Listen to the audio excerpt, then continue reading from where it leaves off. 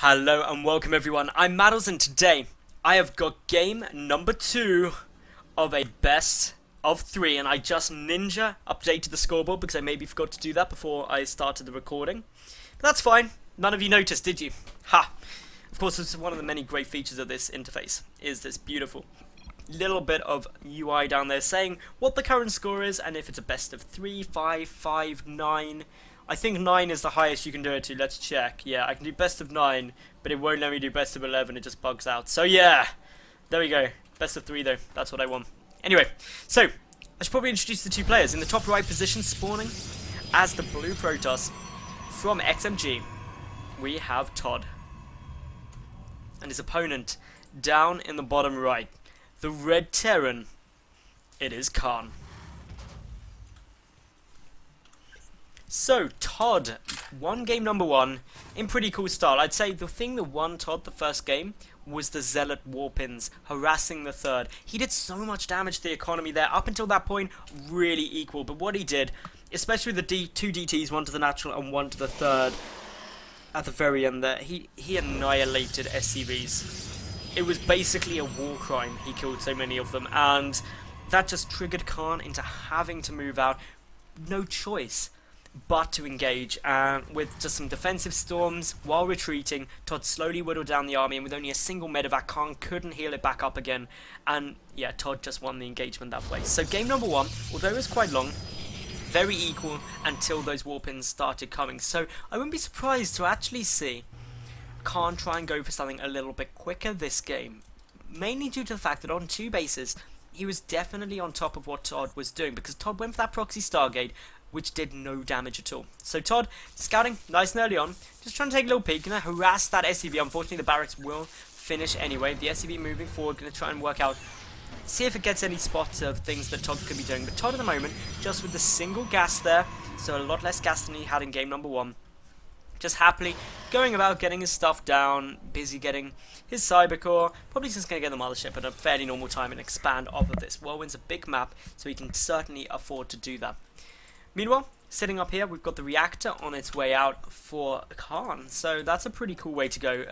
Not going to be going for any Reapers, Whirlwind's a bit too big for that. Just going to be trying to get out a couple of extra Marines, should be fine, saving up a bit more of those minerals in order to try and get the command center down as soon as possible. But yeah, ToD, I wouldn't be surprised to see him just try and take it later as well. He knows his strength is going to be in that multitasking, but oh no, proxy pylon coming down. Forget everything I just said. I wish I could go back and take it back, because ToD, with this pylon down, is saying one thing and one thing only, and that is, I am going to try and kill you. It may not be immediately, because he does have nearly enough money to start up that Nexus, but he's just waiting with his probe here, ready to start trying to pick off that SCV, and this could be mind games coming down. Oh no, it wasn't even mind games, he's just shooting it, so he can definitely get it without it being blocked. Very smart play there out of ToD, and this just means that, of course, cArn rather, has scouted this down, and of course cArn, getting that scout, knows that, yeah, he's expanding, I should be safe. But this pylon, very early to be down. I'll be interested to see what it's going to do. Warp gate tech isn't quite finished, but it could be some delayed 4-gate pressure coming out, although that'd be pretty tough to do. The Zealot does get the kill before he dies himself, so does pay for his losses. Of course, 2 Marines for his Zealot, equal trade, so all looking good there. And there we go, just as I expected, delayed 4-gate pressure coming down. So ToD going to be putting on a little bit of hurt. That's why he's keeping these Stalkers coming in. He wants to keep the Marine count as low as possible. The bunker is not going to finish before the Stalker, of course, is able to take it out. This, ooh, very nice by this Stalker. It's only got 2 health left, but he's keeping the Marine count just so ridiculously low. And unfortunately for cArn, he doesn't really know what's coming. He's getting down the starport, getting out that Widow Mine again, but ToD, he's nearly ready for this to all come through. The chrono boost on the gateway is allowing some more units to come through. The gateway's just finishing up. Warp gate tech is now completed. They're about to go and become warp gates, just as they've always wanted to do since they were little warp gates. And yeah, these gateways, warp gates, pylon down. Warpin's going to start occurring. A mule just went flying past my screen, so I'll take a look at it. Clearly wanted some attention. Bit of a diva moment from this mule there, but yeah. Bunker is down. 4 Marines, 2 at the back. Should be a couple more out, and the Widow Mine is also about to hit the field. But the first one is already down, but it's sitting in the back just in case any more Stargate action could be coming out. But ToD here, just warping in a few more units. The force fields have to be good in order to prevent the repair on this bunker. That has to go down first for this push to work, and ToD really needs to do some nice damage. He's also got to be a little bit cautious of the Widow Mine that's coming down, because that, of course, one-shots any gateway unit. The Zealots need to lead the charge, and up they go. Guardian Shield being utilised. Force Field's going to trap a decent number of those Marines. The bunker gets instantly annihilated. Good control though out of cArn at the moment. Pulls back, of course, those. The Widow Mine did detonate, but there's only a handful of Marines. The Force Field not quite going down in time, but these, well, a lot of SCVs gonna get taken out. And with the Force Fields there, ToD able to just make sure that nothing really happens. So, of course, ToD, he may not be able to end this game here, but he's certainly done a nice little bit of damage. He's knocked out 9 workers already. These 2 Marines being very brave, trying to pick off those sentries. Perhaps a bit of miscontrol there, not able to do it, and this just leaves ToD to walk up. Nice little hit from that Widow Mine though. The Stalker's still trying to pick off a couple more workers if they can. Reinforcements getting taken out by that Widow Mine as they come through. A lot of SCVs getting pulled. A huge amount of lost mining time. Currently cArn only mining like 40 minerals a minute. That's tiny.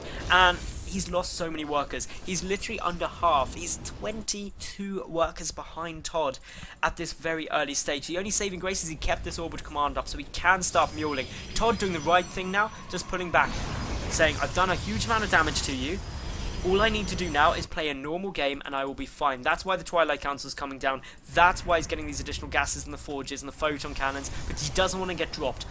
And that's exactly what's coming down. He also wants to make sure the Widow Mine isn't able to do too much damage, but it is probably going to kill 2 probes, so that's not too bad. The other one coming up into the main where there isn't a photon cannon yet. This is going to be able to do even more. This could be a big hit. ToD pulling the probes. Very nicely done. Does get the next hit. Gets 3 just through sheer unluckiness, but the medevac is going to die for his trouble. Picks up the... Oh, he doesn't even die. This could be the greatest Stalker Warp hit I've seen in a long time, and it is! There we go, picking off the medevac. Still, the one Widow Mine has been taken out at the natural base. A little bit of return damage, but ToD, man, this is just being nasty now. Going for that delayed 4-gate pressure, nearly killing cArn right there, and then following it up with a Dark Shrine. Ouch. That's gonna hurt, especially when there isn't a missile tied down at the moment. Yes, there's the option to get some scans, but I doubt there'll be energy on these orbital commands because cArn knows that he's behind in the income. He knows that he's lost so many workers that he's got to mule and mule and mule to have any chance to level it out. He's still at 17 to 41 workers. That is such a disadvantage. And of course, ToD just like, I'm going to get more gateways. I'm just going to get many gateways, a Dark Shrine, and then get many DTs. Because DTs win games, because not only do you get a Dark Shrine if behind, you can also get a Dark Shrine if ahead and you just want this game to be over. That's a good way to run with it too. So, more proxy pylons coming down pretty much everywhere. Just look at how many ToD has got all over the map. He's holding the watchtower with a probe too. He's prepared, man. He knows what could be coming out. He's also getting charged, so gonna be able to transition from these DTs into charged on Archon, which of course is a very potent mid-game composition against Terran, and that's really what ToD wants, is to end this in the mid-game. He doesn't want it going late. He doesn't want to give cArn the chance to bring this series back, but cArn is trying his utmost to do it, getting down that 3rd command center, which seems like a big risk, but he needs it. He needs that additional mule. He needs the 3 SCVs at a time to have any chance of leveling it out. DT wandering his way forward. There isn't enough energy on either orbital command to get it down. There is an engineering bay, but no missile turrets. Oh, the DTs. The DTs are wandering in. Missile charge trying to get started. Swipes are occurring. We can all hear them. And the DTs are having a bit of a party. The tech lab. Oh no, the tech lab. There's nearly enough energy. Is it going to be able to be done in time? There's not enough at the other one. The tech lab now being allowed to live. So GTs can kill a couple more SCVs. Baby 9 interrupting my busy status that should have been set. Stealing the glory. But of course, these DTs do survive. The scan goes down. The missile turret trying to be used. But ToD playing a dangerous game. He can move in. He needs to make sure that doesn't finish. Stim is completed. If that had gone down, it would have been devastating. But without the scan, because it's being used at the natural, this is looking like it could very well be ToD's game. These DTs just slowly picking away at everything. There's not enough energy for another scan for a long time. The SCVs and Marines trying to hug up on the missile turret. It is about to finish, but the DTs working away at pretty much everything. The natural base is still vulnerable. There is that missile turret there, but if a DT went down, it could just focus it out because there's not much infantry around. Of course, DTs still just picking away at anything that they may be able to, and this is just so painful for cArn, and he GG's out knowing that he's just too far behind. So congratulations there to ToD, taking the series 2-0. Very, very smart play going for those CTs, and while it was a bit painful to watch, just picking apart his opponent after that early 4-gate pressure. So Thank you very much for watching. If you enjoyed, make sure you like the video, leave a cool comment, and of course subscribe. And then I'll see you tomorrow for yet another new cast, because I get games up daily. I'm Madals, thanks for watching, and bye for now.